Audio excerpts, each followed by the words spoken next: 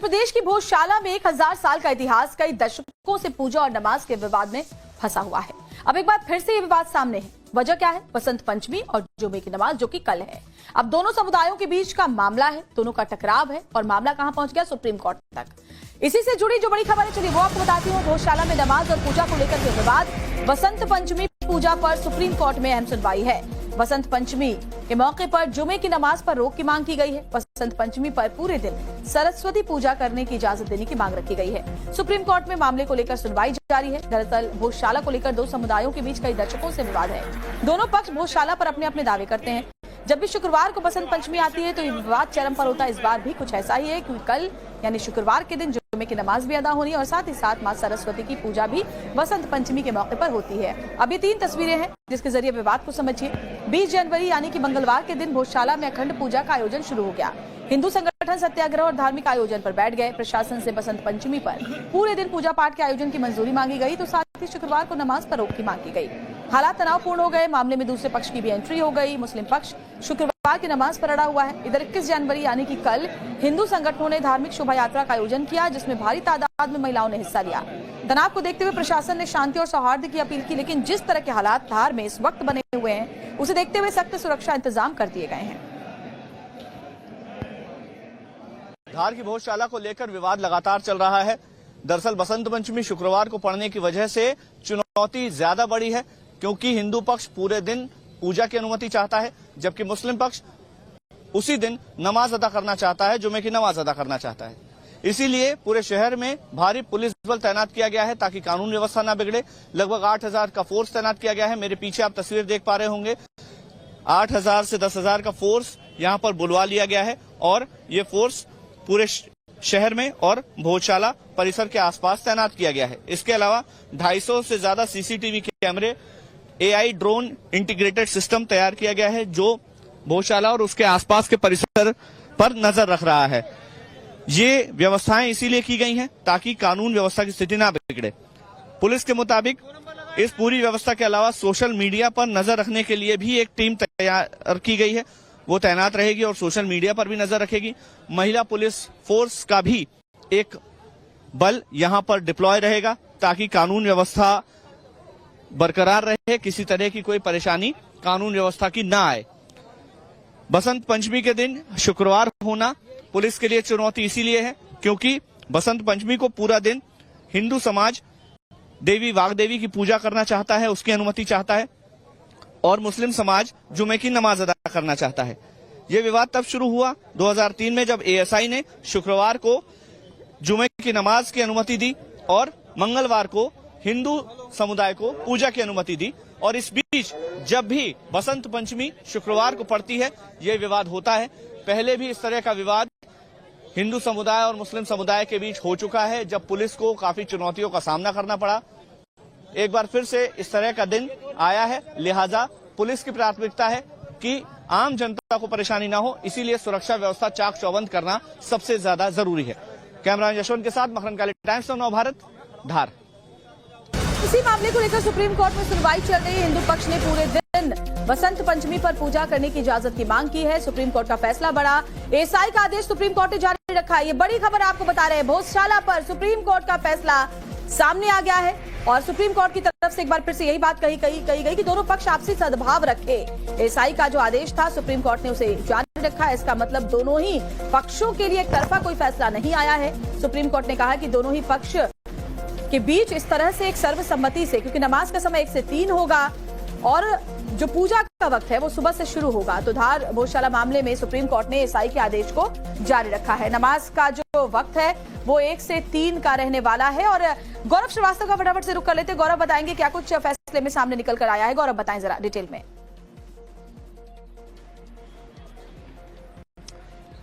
बिल्कुल, देखिए, supreme court ने जो भोजशाला परिसर का विवाद है उसकी मेरिट पर कोई कमेंट नहीं किया। ये आदेश में लिखवाया है, यानी कि वो जगह मंदिर है या मस्जिद है, इस पर कोई टिप्पणी नहीं की। लेकिन सुप्रीम कोर्ट ने बहुत महत्वपूर्ण बात कही है। सुप्रीम कोर्ट ने 7 अप्रैल 2003 के ASI के DG के ऑर्डर को ध्यान में रखते हुए ही कल यानी 23 जनवरी के लिए एक व्यवस्था बनाई है। व्यवस्था यह है कि हिंदू पक्ष जो याचिका में चाहता है कि वो सूर्योदय से सूर्यास्त तक पूजा करे, वो भी परिसर में मौजूद रहेगा और बाकायदा उनका जो हवन कुंड है वो परिसर में एक तरफ रखा जाएगा, एंट्री पॉइंट एक रहेगा, लेकिन जो पूजा का स्थान है वो अलग होगा।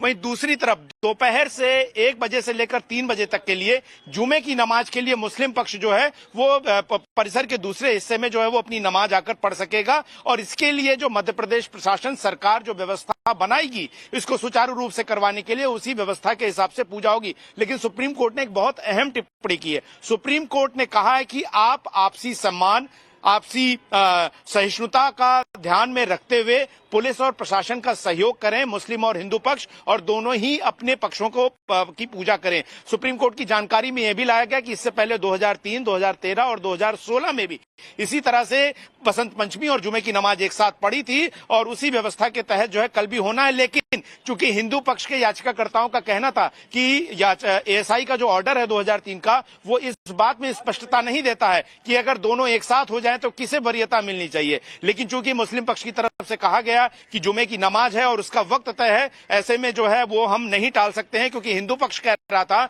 कि हमारा अखंड हवन पूजन होना है, तो सूर्योदय से लेकर सूर्यास्त तक हमें पूजा की इजाजत दी जाए और मुस्लिम पक्ष को 5 बजे के बाद नमाज की इजाजत दी जाए। जिस पर मुस्लिम पक्ष की तरफ से पेश हो रहे सलमान खुर्शीद जो वरिष्ठ वकील है, उन्होंने कहा कि नमाज का वक्त है वो बदल नहीं सकता। ऐसे में सुप्रीम कोर्ट ने व्यवस्था बनाई कि परिसर में जितनी भी जगह है उसके हिसाब से एक तरफ जो है वो हिंदू पक्ष का पांडाल लगाया जाए और वहां पर उनका हवन कुंड रखकर उनको सूर्योदय से सूर्यास्त तक पूजा की जाती जाए। दूसरी तरफ जो मुस्लिम पक्ष है उसको दोपहर 1 बजे से लेकर 3 बजे तक जुमे की नमाज की इजाजत दी जाए और इसी तरह से व्यवस्था बनी रहेगी। छोटा परिसर है और चूंकि वहां पर एंट्री पॉइंट एक है, एंट्री पॉइंट जरूर एक रहेगा, लेकिन प्रशासन इस तरह की व्यवस्था बनाएगा कि दोनों ही आपस में कहीं टकराए ना, किसी तरह का जो भीड़ का है वो आपस में आमना सामना ना हो और दोनों ही सहिष्णुता, दोनों धर्मों का सम्मान और एक दूसरे के भरोसे के साथ मध्य प्रदेश पुलिस और प्रशासन का सहयोग करते अपने अपने धर्मों की पूजा का पालन करेंगे। यानी कि हिंदू जो है पक्ष बसंत पंचमी की पूजा, हवन और पूजन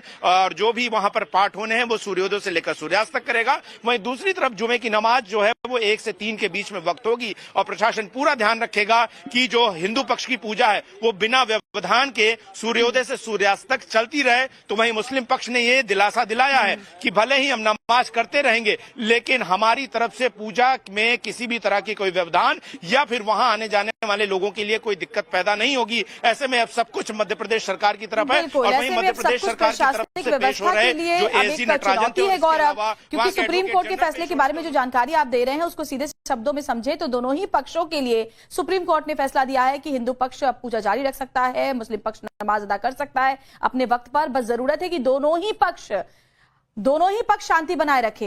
यानी कि गौरव, ये जो फैसला है वो एक वाकई नजीर के तौर पर सामने आया है, लेकिन अब जरूरी ये है कि दोनों ही समुदाय इसको लेकर के संयम रखें और साथ ही पुलिस प्रशासन के ऊपर भी एक बहुत बड़ी चुनौती अब होगी कल।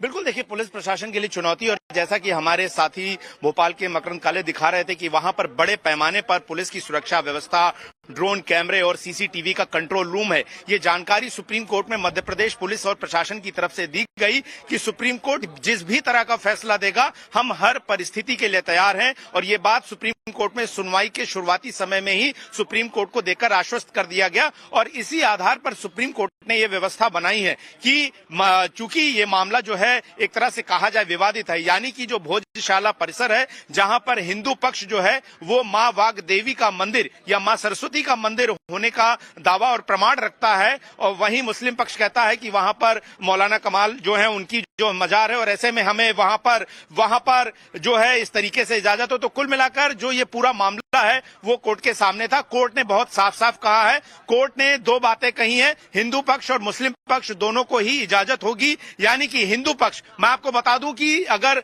जो भोजशाला का परिसर है, कोर्ट के सामने ये बात रखी गई कि जो परिसर है वो बहुत छोटा है, अगर सुप्रीम कोर्ट के चीफ जस्टिस का जो कोर्ट रूम है उतना ही बड़ा कमरा है और उसका सिंगल एंट्री पॉइंट है, ऐसे में दिक्कत हो सकती है। ऐसे में सुप्रीम कोर्ट ने कहा कि जो पूरा परिसर है उसके एक तरफ जो है वो हवन कुंड रखा जाएगा, हिंदू पक्ष का पंडाल होगा और वहां पर सूर्योदय से लेकर सूर्यास्त तक हिंदू पक्ष जो है वो अखंड हवन पूजन पाठ कर सकेगा बिना किसी व्यवधान के।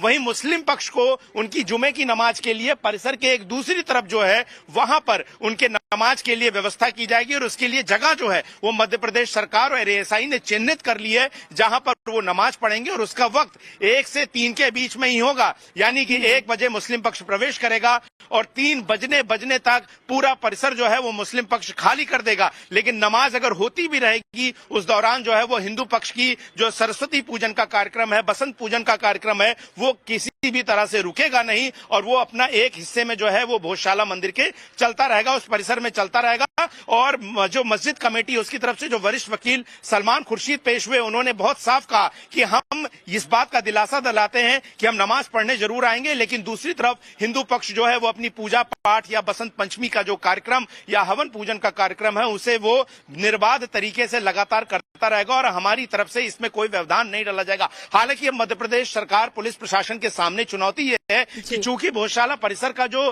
क्षेत्रफल है वो सही कह रहे हैं आप, और बड़ी जानकारी आप दे रहे हैं सुप्रीम सुप्रीम कोर्ट के आए फैसले को लेकर के। लेकिन मकरंद काले का भी रुख कर लेते हैं, क्योंकि मकरंद काले वहां पर हमें ज्यादा बेहतर तरीके से समझा पाएंगे कि भोजशाला का जो पूरा परिसर है। मकरंद जरा समझाइए हमारे दर्शकों को, सुप्रीम कोर्ट के फैसले के बाद अब हिंदू पक्ष और मुस्लिम पक्ष दोनों ही कल अपनी अपनी, जहां हिंदू पक्ष पूजा करेगा सूर्योदय से सूर्यास्त तक, मुस्लिम पक्ष यहां अपनी नमाज अदा करने जाएगा। लेकिन वो जो परिसर है वो उसमें किस तरह की व्यवस्था की जा सकती है, जरा उसके बारे में जानकारी दें। दोनों पक्ष कहां कहां रहेंगे वो बताएं, और पुलिस प्रशासन के लिए कितनी बड़ी चुनौती होने जा रही है कल। देखिए, पुलिस प्रशासन के लिए चुनौती तो जरूर है। जैसा कि गौरव बता रहे थे कि सुप्रीम कोर्ट ने साफ तौर पर यह कहा है कि प्रशासन ख्याल रखेगा कि दोनों जो पक्ष हैं वो अपनी अपनी पूजा कर सके। अब मैं आपको परिसर के बारे में बताता हूं। पहले तो मैं तस्वीरें दिखाता हूं आपको सिक्योरिटी की, कि यहाँ पर भारी पुलिस फोर्स तैनात किया गया है। ये एंट्री पॉइंट है और एंट्री पॉइंट पर ही भारी सुरक्षा बल आपको नजर आ जाएगा। बड़े अधिकारी जो है, वरिष्ठ अधिकारी इस समय यहाँ पर पहुंचे हुए हैं। और ये जो आपको पूरा कॉरिडोर नजर आ रहा है, जब बसंत पंचमी की पूजा होगी तो इसी बैरिकेडिंग के अंदर से होते हुए तमाम जो हिंदू पक्ष के लोग हैं वो इस परिसर में एंट्री करेंगे। बहुत ज्यादा दूरी नहीं है, लेकिन मुख्य द्वार से इस तरह से आप देखिए, जैसे पुलिस के अधिकारी जा रहे हैं, पुलिसकर्मी जो जा रहे हैं वो यही प्रैक्टिस चल रही है और इस तरह से मूव करते हुए वो इस परिसर में लोग एंट्री करेंगे। एंट्री करने के बाद अंदर का जो परिसर है, जो मैं अभी आपको तस्वीरें दिखाऊंगा, वहां पर पूजा का कार्यक्रम होगा। एक हवन कुंड है सेंटर में। अभी फिलहाल वहां पर जाने से फिलहाल कैमरों की एंट्री वहां पर बंद कर दी गई है, लेकिन जो पूरा परिसर है वो मैं आपको दिखाऊंगा कि जो एंट्री पॉइंट है, जिस जगह पर मैं चल रहा हूं इस समय, वो एंट्री पॉइंट है। यहीं से हिंदू पक्ष और मुस्लिम पक्ष दोनों ही जाते हैं। जब मुस्लिम पक्ष जाता है तो नमाज अदा करता है और हिंदू पक्ष जाता है तो वो अपना मंगलवार को पूजा करने जाता है। एएसआई के आदेश में स्पष्ट किया गया था कि मंगलवार को हिंदू धर्म के लोग जो हैं वो अपना पूजन करेंगे और शुक्रवार को जो मुस्लिम धर्म के लोग हैं वो नमाज पढ़ेंगे। लेकिन बसंत पंचमी अगर शुक्रवार को होती है तो क्या होगा उसका दोनों पक्ष आपसी सद्भाव, आपसी संयम से आगे बढ़ेंगे, एक दूसरे का सम्मान करेंगे और यही तस्वीर कल नजर आने वाली है भोजशाला में। शुक्रिया गौरव आपका भी और मकरंद आपका भी तमाम जानकारी हम तक पहुंचाने के लिए। For more of such videos, do like, share and subscribe to ET Now Swadesh.